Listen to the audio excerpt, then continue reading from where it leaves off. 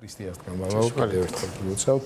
დღეს კვირაცხოვლობა მიულოცოთ დროების და ფორმულას მაყურებელს ეს დღესასწაული თან აუხსნათ რამდენიმე სიტყვით კიდე უფრო მეტად განვმარტოთ ხალხს რას ვზეიმობთ დღეს მართლმადიდებელი ქრისტიანსგან ულოცავ მთელ საქართველოს დღევანდელი დღის უმთავრესი სიტყვები არის იმ უმთავრესი მოვლენის გამომხატველი, რასაც ქვია აღდგომა. და ეს არის თომას მიერ ნათქვამი და რა თქმა უნდა ყველა მოციქულის მიერ ნათქვამი, უფალი ჩემი და ღმერთი ჩემი. აი სახარება და ბიბლია წმინდა წერილი საერთოდ რო გავიგოთ, აღდგომით უნდა დავიწყოთ. აღდგომა ხსნის, აღდგომარი გასაღები ყველაფრისა, რაც ხდებოდა, რატო ხდებოდა, როგორ ხდებოდა და რადგან მიზანი იყო ადამიანის აღდგინება. და ამიტომაც დღევანდელ დღეს ქვია ეკლესიურად, მაგას ამ დღეს ქვია განახლების კვირა. დღეს მოხდა განახლების კვირა.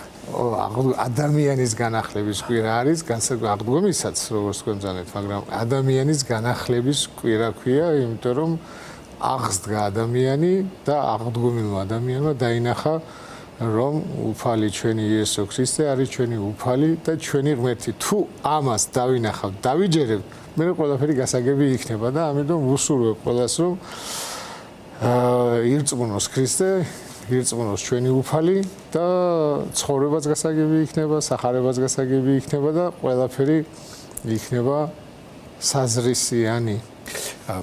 მამადოროთე, თქვენ ნებართ მაყურებელსაც ვაჩვენებთ დღევანდელი საეკლესიო თემატიკის ქრონიკას, რომელიც ახალ ამბებში გადიოდა. შემდეგ უკვე ჩვენი საუბრის დროს მეუფე პეტრეს მიერ მონაყოლ ერთ ამბავს ვიდეოს სახით ასევე მომასმევინებთ და გვაინტერესებს თქვენი შეფასებები, მაგრამ პირველ რიგში დღევანდელ დღესთან დაკავშირებით. ცხვირს არავის არსად არ ჩავაყოფინებთ. ამის შესახებ მეუფე იაკობი პატრიარქის არჩევებთან დაკავშირებით დღეს გადაგებისას საუბრობდა. ვის აფრთხილებს ბოდბელი მთავარეპისკოპოსი, დიდი ალბათობით ადრესატი ოცნების ხელისუფლება, რომელიც სამთავრობო მედიის დახმარებით აქტიურად არის ჩართული მეუფეს შიოს მხარდამჭერ კამპანიაში. წმინდა სინოდის წევრი ყველას მოუწოდებს, რომ მღვდელმთავრების საქმეში არ ჩაერიონ და კარნახს მოეშვან. დღეს კვირაცხოვლობა ამ დღესთან დაკავშირებით საპატრიარქო ტახტის მოსახდრემ წირვა სიონის ტაძარში აღავლინა. ჯერჯერობით უცნობია, როდის შედგება გაფართოებული კრება, ანუ სინოდი, რომელიც ჯერ სინოდიდან მერე კრება, რომელიც სამების საკათედრო ტაძარში უნდა გაიმართოს. სწორედ იქ უნდა დასახელდეს პატრიარქობის სამი კანდიდატი. ჩვენ შეგვიძლია ახლა მოусმინოთ მეუფე იაკობს, თუ ეს სინქრონით ჯერ არ გვაქვს. პარალელურად მე წაგიკითხავთ კიდევ ერთი სინოდის წევრის მარნეულისა და ხუჯაბის ეპისკოპოსის მიერ გამოქვეყნებულ პოსტს დღეს ეთერში. მინდა მივმართო ხელისუფლებას და ვთხოვო, ნუ ჩაერევა საპატრიარქო არჩევნებში, ნურავის სასარგებლოდ წერს მარნეულისა და ხუჯაბის ეპისკოპოსი. პირიქით დაიცვას ეს უსაფრთხოება, მომავალი გაფართოებული საეკლესიო კრების, რათა შევძლოთ მშვიდობიან გარემოში შეკრება და ღვთის შემწეოდი არჩევანის გაკეთება. შესაძლოა ნებისმიერ ადამიანს და მათ შორის ხელისუფლების წარმომადგენლებსაც გააჩნდეთ ერთგვარი სიმპათია რომელიმე კანდიდატის მიმართ და ეს სრულიად ნორმალურია, მაგრამ რადგან ისინი ჩვენი ეკლესიის შვილები არიან, თუმცა ყოვლა დაუშვებელია ირიბადაც კი ამ პროცესებში ჩართვა. ჩვენ მეუფე იაკობის ქადაგების ეს ნაწილი შეგვიძლია მოვისმინოთ და საგულისხმოა მეორე ეპისკოპოსიც კიდევ ერთი განცხადება დღეს ვნახოთ ეს ნაწყვეტი. ჩვენ გადასაწყვეტს ხო? ნუ ეხებით იმას რა ჩვენი გადასაწყვეტია. ეს ის არ არის რა, ადამიანს აუგზავნო. ის შეიძლება როცა მთავრობაში ხარ აგზავნო, თქვა რა არ შეიძლება რა ქუჩაში რა. ტროტუარზეც არ დამაყენო თუნდაც რა. თუ გინდა ძალად უგავს გააკეთო, ეკლესიაში ვინ მოვა რა შეისახა. ჩვენ რა კი არ დავძაბუნებულად ეკლესიაში ჩვენ ყველას დავიცავთ. ეხლა შეიძლება ნაციონალური მოძრაობის დამაბრალო, მაგრამ მე ქრისტიანად ვუყურებ ნებისმიერ ადამიანს რა. ჩემზე ძალიან რომელი ებრძოდა 2013 წლის 17 მაისს რომელი იყო დღევანდელი იმაზე ვიძახი რა პარლამენტში ვინც არიან. ან როდის იყო ქვეყანას უჭირდა და იქ არ ვიყავი და მაგენი იქნება. საოცარია და დღეს თუ შერიგების შანსია და ერთად ცხოვრების შანსია, ხო? საქართველოს უფრო გაძლიერდება. ღმერთთან ყველას ადგილია, რა შეიძლება პარლამენტში კონდეთ 150 ადგილი, თორემ ეკლესიაში ძალიან დიდი ადგილებია. ხო და ყველგან დიდი ადგილებია და ერთმანეთსა ნუ შეუშვით ხელს რა, ცხონების გზაზე ნუ შეუშვით. ძალიან ძლიერი გუნდი დახვდება პატრიარქმა და ყველაფერს გავაკეთებთ ისე რომ ეკლესიაც კარგად იმართოს და სახელმწიფოსაც ყველაფერში. მოვისმენთ მეუფე იაკობის ქადაგების ეს ნაწყვეტი. ასევე მე გაგაცანით და წაკითხეთ მარნეულისა და ხუჯაბის ეპისკოპოსის დღევანდელი განცხადება, რომელიც მოუწოდებს ხელისუფლებას, რომ ჩარავისგან თავი შეიკავოს. მამა დოროთე, რატო ჩდება აქტუალობა და აუცილებლობა საერთოდ ამ ტიპის მინიშნებების, შეგვიძლია თამამად ვთქვათ, გაფრთხილებების საჯაროდ გაცემის სინოდის წევრების მხრიდან სახელისუფლებო ინსტიტუტებთან მიმართებაში? ვერ ვიტყვი საჯაროდ რამე ისეთი რომ გააკეთა მთავრობა მე არ მომისმენია ყოველ შემთხვევაში, მაგრამ ეთყობა არის რაღაცა საფრთხე პირადად იგრძნეს, რადგან ახლა არა მარტო ერთმა, არამედ მეორემაც რომ რადგან ხმა მოიღო და თქვა რომ მთავრობა ნუ ჩაერევა ამ საშიშროებას ხედავენ. და ეს უკვე ძალიან საშიშია. რადგან ეპისკოპოსებმა იგრძნეს რომ მთავრობა შეიძლება ჩაერიოს. და ძალიან სწორი წერილი ქონდა მეუფე გიორგის ჯულის კანონიდან მოყვანილი ციტატები, სადაც ის მარნეულისა და ხუჯაბის დიახ, სადაც ის ამბობს, რომ ვინც ჩაერევა, თუ მთავრობა ჩაერევა და მთავრობის ჩარევით მოხდება ეპისკოპოსის პატრიარქად არჩევა, ის ეპისკოპოსიც განიკვეთოს და მისი მხარდამჭერებიც განიკვეთოს. ეს რჯულის კანონიდან არის და ეს არის მიუღებელი, მაგრამ ჩვენთან მთავრობა რო დიდი ხანია ერევა,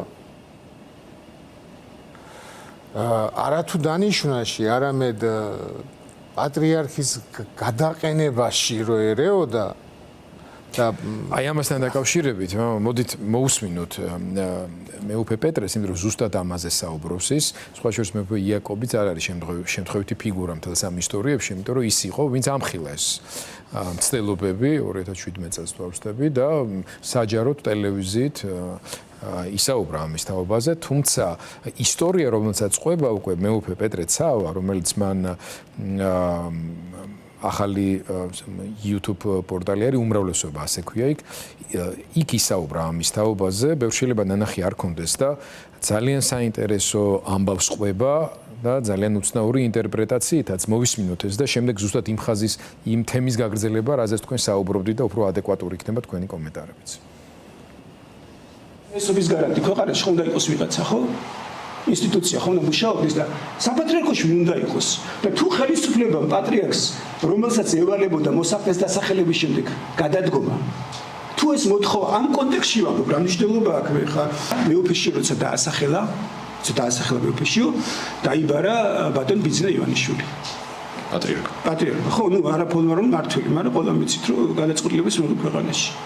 და უთხრა ჩამოესწრო როცა მითხეს რომ ჩამოწერილი 5 თემა იყო ეს მისი ის არის როცა მოდიოდა იგივე ყოფილი პრეზიდენტი სააკაშვილი თუ სხვა ხილვა საკითხებს იგივე სნოში როცა იყო ხო პირველ პრეს ელოდება და გადაწყვეტს მიიღო საკითხებს ჩამოწერთ ხოლმე რომ ახლა რა ვთხოვოთ საუბარი იყო რაღაც ვიღაც შეიძლება ციხიდან იყო გამოსაშვები რაღაც ქონება იყო გადასაცემი რაღაც საკითხი იყო ბიძინა მოდიოდა თხოვნის სია მე ვამბობ როცა პირველი პირები მოდიოდნენ თქო და მე მითხეს როცა ბიძინა დაიბარეს 5 თემა იყო ჩამოწერილი და მისცა პატრიარქმა პასუხს ვაგებ რაც მითხრა ესეთ კომპეტენტურმა პიროვნებამ და ბატონ ბიძინაო აი მე უკვე ასაკში ვარო ახალგაზრდებს დაუთმო ასპარეზიო და მეუფეშიო მოსახლე დავასახელეო ხო იცი კი ვიციო ხო და აი უკვე უნდა წავიდეო გადავდგეო და რაღაც არჩევნებით აგერ მეუფეშიო გააგრძელებს და ახალგაზრდები გააგრძელებენო ესე იგი ეკლესიის მართვასო და რომელი წელია 2018 წელია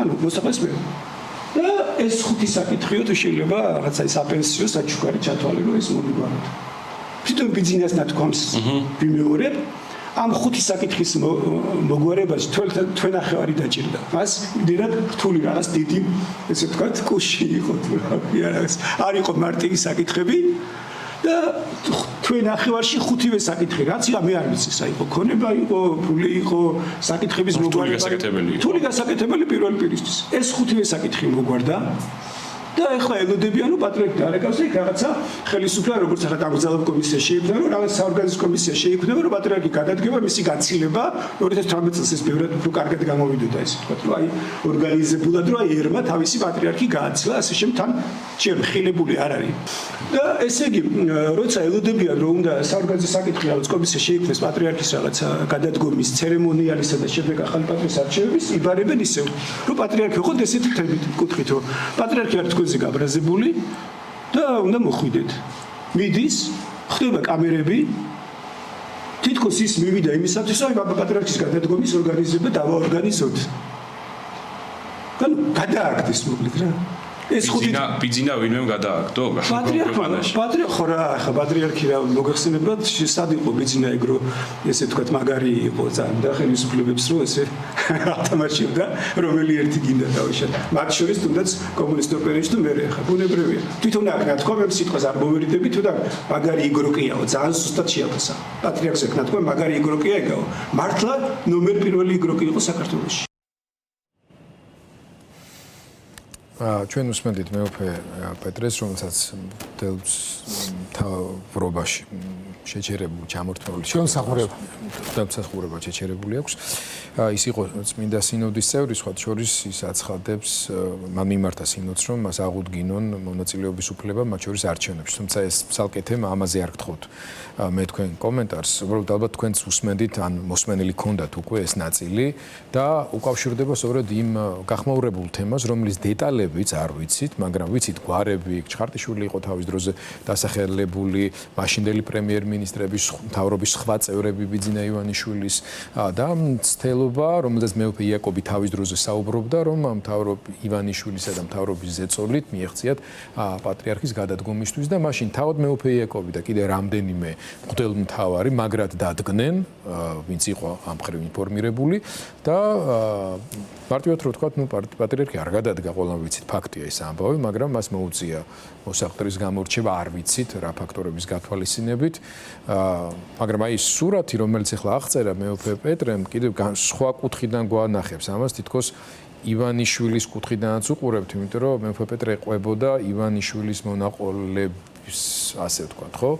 და ის რომ აი იგრუკიაო ივანიშვილის ტერმინებთან მიმართებაში ძალიან დამაჯერებლად ჯდება ყურში, ხო? იმიტომ რომ ზუსტად ეს მისი სასაუბრო ტერმინოლოგია არის. აი თქვენ რა შთაბეჭდილება დაგრჩათ ამ ყველაფრის მოსმენის შემდეგ?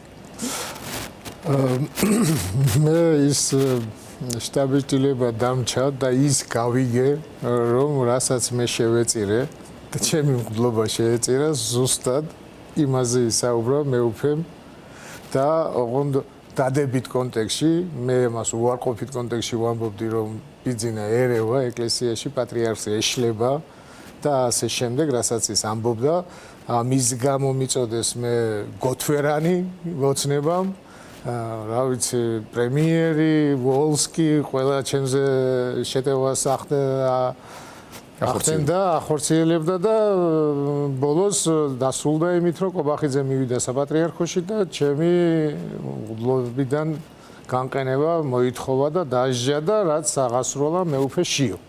აქაც ჩანს, რომ მეუფე შიო იყო იმ მხარეს, რომელი მხარეც პატრიარქს უპირებდა გადაყენებას, გადადგომას. ეხლა ჩემს თავი დავანებოთ, აი მეუფე პეტრეს ნათქვამს გავშიფრავ.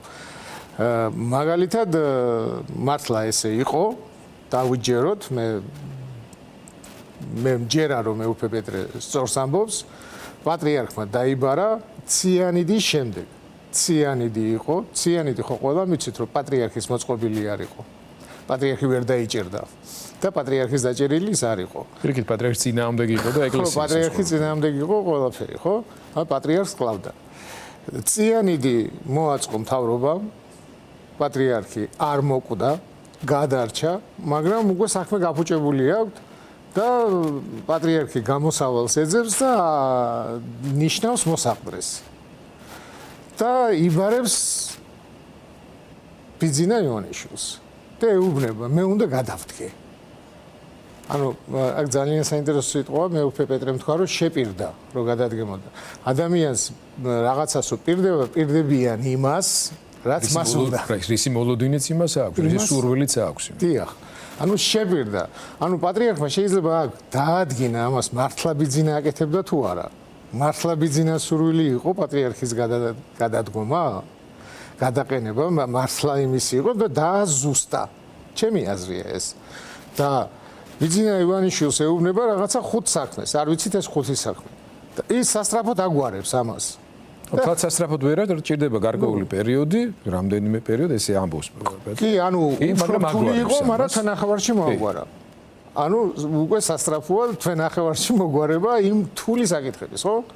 ანუ იმდენად დაინტერესებულია პატრიარქის წასვლით, რომ ამას სიხარულით უკეთებს იმ რთულ საქმეებს.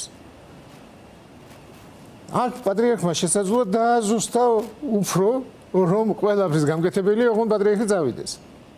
აი ეს რატო უნდა იყოს პატრიარქის წასვლა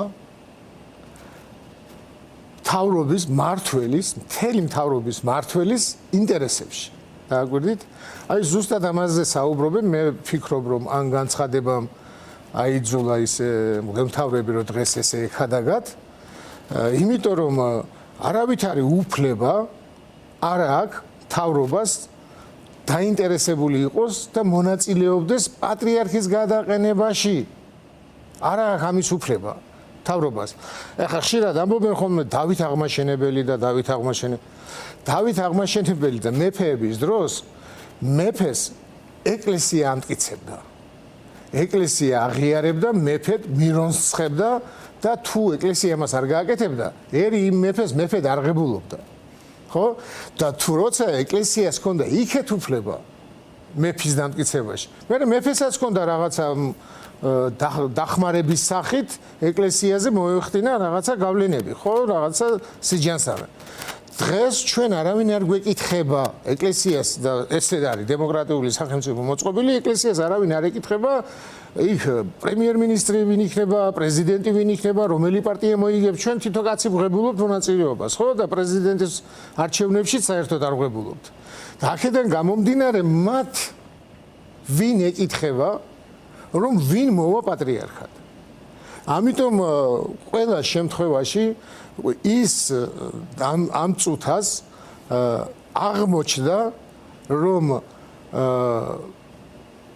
ეს მთავრობა დაინტერესებული იყო პატრიარქის გადადგომით და მე რასაც ვიძაღდი რომ ჩაკეტეს პატრიარქი, ჩაკეტილია პატრიარქი და პატრიარქთან არ უშვებენ არავის, ამას აკეთებდა მეუფეშიო, მეუფეშიოს დაინტერესებული იყო პატრიარქის გადადგომით და გაპატრიარქებით. ანუ თავიდანვე ჩანს რომ ოცნებასთან ერთად იბრძოდა მეუფეშიო და მისი გუნდი ჯაღმაიძე, ბოტკოველი და მეც რო დამიბარეს იმაში, რატო ხარ ასეთი აქტიური? რატო ხარ ასეთი აქტიური ბოტკოველის პრობლემა ეგ იყო პირველი, ანუ მეუფეშიოსი. რომ მთავრობის მიმართ რატო ამხელ მთავრობაზე? ვამხელდი იმას, რომ მთავრობა ერეოდა იმაში, რისი უფლებაც არ ქონდა. აქ მეუფე პეტრე ამბობს იმას, რომ ძალიან საშიში ფორმულა იყო. მე არ ვიცი სომხეთში რა ხდება, იქ რა კანონებია, როგორ კანონებია, მაგრამ მე ვიცი ჩემს ეკლესიაში რა კანონებია. იქ ამბობს რომ ფაშინიანმა თქვაო რომ პატრიარქის პირადი ცხოვრება არ არის პატრიარქის პირადი ცხოვრება. ხო, ეროვნული უსაფრთხოების საკითხი. ეროვნული უსაფრთხოების საკითხებში. მღვდლის ნებისმიერი მღვდელმსახურის პირადი ცხოვრება, რა თქმა უნდა, არ არის მისი პირადი ცხოვრება, მაგრამ ეგ ეკლესიური თვალსაზრისით. და არა სახელმწიფოს თვალსაზრისით. სახელმწიფოს შეუძლია მხოლოდ ეკლესია აკონტროლოს იმაში, რომ სახელმწიფო კანონებს არ უნდა არღვევდნენ. ძალადობა არ უნდა იყოს. მათ შორის სასულიერო პირის ქცევაც კანონთან მიმართებაში უნდა განსაზღვროს. არა მისი თუნდაც სექსუალური ცხოვრების თავისებურებები, ამაზე ეკლესია აგებინებს შესაბამისი მხილების შემთხვევაში არამედ თუ კი ის ჩადის დანაშაულს, მაგალითად არასრულწლოვანთან აქვს ურთიერთობა ან რაღაცა ძალადობის აქტია და ასე შემდეგ. მაშინ შემოდის უბრალოდ სახელმწიფო ამ სივრცეში და სხვა არაფერი. დიახ და მე სოფორი კონტექსტის განსხვავება. აი მოსაყრე რომ დანიშნაო რჯულის კანონის მიხედვით უნდა გადამდგარიყო და სწორი იყო მთავრობა რომ მოეთხოვაო. ეს სწორი იქნებოდა როცა რჯულის კანონი თვითონ მთავრობაც იმართებოდეს. ხო, ჩვენ თეოკრატიული სახელმწიფო არ ვართ. ხო, რჯულის კანონით არც ერთი მთავრობის წევრი არ იმართება და ის რჯულის კანონი ირღვევა თუ არა. პატრიარქი ამას არ ღვევს თუ არა, ამის თქმის უფლება აქვს. მეუფე ზენონს, მეუფე გიორგის, მეუფე სხვადასხვას, ხო? ანუ შიგნით არის ეს, რო თქვან რომ ეს ირღვევა თქვენ უწმინდესობა და ასე გავაკეთოთ. მაგრამ მთავრობას რა უფლება აქვს? შენ ახალ მოსაყრე დანიშნე და რჯულის კანონს არ ღვევ და ამიტომ უნდა გადადგე. ეს ვინ მიცა ამის უფლება მთავრობას და აი ეს საკითხი, რასაც თქვენ შეეხეთ, არც ჩვენ გვაქვს იქეთ ვინმეს შეიძლება მეც მეუბნებიან მთავრობის წევრებზე რომ რაღაც გადახრები აქვთ, მაგრამ მე არავითარი უფლება არ მაქვს ამ გადახრის გამო მას ის ვამხილო და მე როგორც ეს ხდება გრიგოლ ხანძთელის დროს რომ მეფეს საყვარელი ჩამოართვა და მონასტერში წაიყვანა, ეგ უფლებები ჩვენ არ გვაქვს. ეს არ შეგვიძლია ჩვენ გავაკეთოთ, არა ვარ ჩვენ თეოკრატიული სახელმწიფო და არც მონარქია, ხო? დემოკრატიული სახელმწიფო, დემოკრატიულ სახელმწიფოში, ნუ ახლა დემოკრატიული სახელმწიფო ქვია, მაგრამ არაფერში არ არის ეს თავრობა დემოკრატიული. საკონსტიტუციო შეთანხმება გვაქვს და კონკორდატი. მithumedes იგროკიაო, რა? აი, იგროკი. აი ეს არის როგორი კატასტროფა არის, იცით? აი პატრიარქი მე მithქვამს ხშირად რომ მართლა ის ბრძენი იყო და პატრიარქმა ყველაზე კარგად იცოდა თუნდაც საბჭოთა კავშირის დროს, თუნდაც ნებისმიერ მთავრობის დროს, მთავრობა როგორ იქცეოდა და როგორ უნდა მოქცეულიყო, მაგრამ ამას რო იგროკობას უწოდებ და საკუთარ პატრიარქს იგროკად და შემპირდა და არ გააკეთა, გადამაგდო. აი ეს დამოკიდებულება პატრიარქთან. წარმოიდგინე ეს ილია მეორე საქართველოს კათოლიკოს პატრიარქი, რომელიც ნახევარი საუკუნე იყო პატრიარქი, როცა იმის მართვას დააპირებ. რას უზამ იმას, ვისაც შენ მოიყვან. ვისაც თავრობა მოიყვანს. იმას წარმოიდგინე რას უზამს. ანუ ეკლესია განადგურებული იქნება თუ ოცნება მოიყვანა მეუფე შიო, ჩათვალეთ რომ ეკლესია არ გვაქვს. არ გვექნება ეკლესია. ამიტომ შფოთან ეს ეპისკოპოსები და სწორია მათი შფოთვა. სწორია. დღეს სურათი ვნახე ერთ-ერთი ეპისკოპოსი, არ ვიცი ეს თუ მართალია. მეუფე შიო როზის ამ საყდარზე და მეუფე სპირიდონი ესე ბავშვით მუხლებზე დავარდნილი და ხელებს და ესე სურათს რო იღებს. ნუ ეს არის აი ეპისკოპოსობის შეურაცხყოფა. ეს არ არის მისი პიროვნული მარტო. ეს ეპისკოპოსობის და ან მეუფე შიომ ვერ უთხრა მეუფე რას აკეთებ. მეუფე რას აკეთებ. მაგრამ მეუფე შიო ისეთ პოზაში ზის, მე ხატწერი ვარ და ესეთი ხატი არსებობს მაცხოვრის. ზუსტად და უკვე პანტოკრატორია რა, ყოვლის მყრობელია. არ ვიცი რა, ეს არ ვიცი რა იქნება ჩვენი ეკლესიისთვის და მეც მოუწოდებ მთავრობას. მეც მოუწოდებ ჩემი სიტყვას ძალა არ აქვს ისე როგორც ეპისკოპოსების, მაგრამ არ გააკეთონ, თორემ ეს მარტო საქართველოს კი არ დაანგრევს, მათ ოჯახებს დაანგრევს, მათ შვილებს დაანგრევს და ეს ჩვენს მომავალს დაანგრევს. ამიტომ არავის არ ეპატიება ეს ეკლესიის ესეთი ხელყოფა. ეს არის ძალიან მნიშვნელოვანი. მადლობა, დოროთე. ჯერ არ ვიცით სინოდის ხდომა როდის შედგება. არის მოლოდინი რომ მომავალი კვირის ბოლო შეიძლება იყოს, ინფორმირებულები არ ვართ, მაგრამ ამას გავიგებთ ყველანი და ცხადია ამ თემასთან დაკავშირებით კომენტირებაც აუცილებელი იქნება. საინტერესებს არა მარტო მრევლს, არამედ მთლიანად მთელს ქვეყანას. არქიმანდრიტი დოროთე ყურაშვილი იყო ჩვენთან სტუდიაში და